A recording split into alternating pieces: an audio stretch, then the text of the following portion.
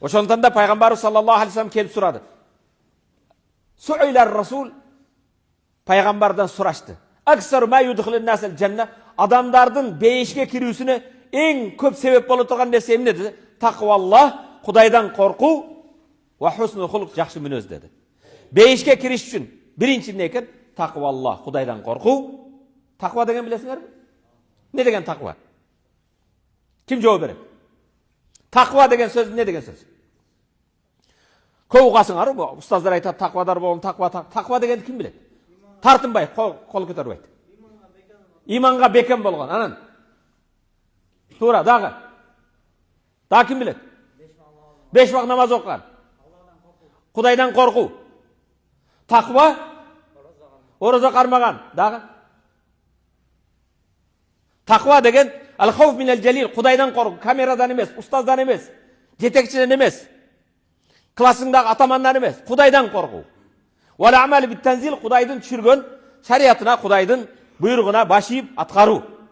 Кудайдын бергенине разы болуу, Кудайдын астына бара турган күнгө даярдануу. Түшүндүңбү? Жаннатка эң көп киришибизге биринчи тақва экен, кийинки хуснул хулук, эң жакшы мүнөз. Адеп ахлакты оңдосо болобу, болбойбу? Ал-илму бит-та'лим. Илим алып атасыңар. Билбеген нерсени компьютер үйрөнүп атасың, айтышың болуп атат, башка болуп атат. Илим алуу менен үйрөнсө болот, а? Компьютерди үйрөндүңөр, англис тили, башка тилди. Илим алуу менен болот. Вас-сабру бит-тасаббур, кээде башыңа түйшүк жеткенде сабыр кылып, сабырдуулук менен болот.